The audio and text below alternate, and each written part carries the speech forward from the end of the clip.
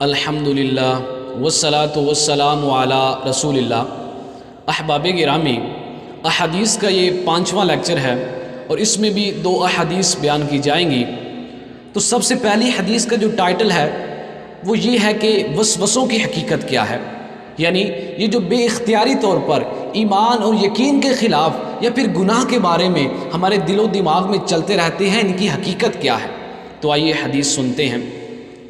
عن ابی ہریرہ رضی اللہ تعالی عنہ قال قال النبی صلی اللہ علیہ وسلم ان اللہ تجاوز لی عن امتی ما وسوست به صدورها ما لم تعمل او تکلم۔ سیدنا ابو ہریرہ رضی اللہ تعالی عنہ سے روایت ہے کہ رسول اللہ صلی اللہ علیہ وسلم نے ارشاد فرمایا، اللہ نے میری امت پر ان وسوسوں کو جو بے اختیاری طور پر ایمان اور یا پھر یقین کے خلاف یا پھر گناہ کے بارے میں ان کے دل و دماغ میں چلتے رہتے ہیں، اللہ نے انہیں معاف فرما دیا ہے۔ یعنی کہ جب تک وہ ان وسوسوں کے مطابق عمل نہ کریں یا پھر ان کو اپنی زبان پر نہ لائیں، اللہ نے معاف فرما دیا ہے۔ اسی طرح دوسری حدیث کا جو ٹائٹل ہے وہ یہ ہے کہ شرک سے بچنے کی فضیلت کیا ہے، یعنی اگر ہم شرک سے بچتے ہیں تو ہمیں کیا ملے گا۔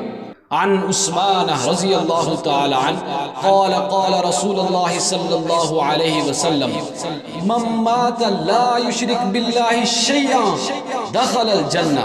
سیدنا عثمان رضی اللہ تعالی عنہ سے روایت ہے کہ رسول اللہ صلی اللہ علیہ وسلم نے ارشاد فرمایا، جس شخص کی موت اس حال میں آ جائے کہ وہ جانتا ہو کہ اللہ کے سوا کوئی معبود نہیں، وہ اکیلا ہے، وہ یکتا ہے، اس کے سوا کوئی داتا نہیں ہے، تو وہ جنت میں داخل ہو گیا۔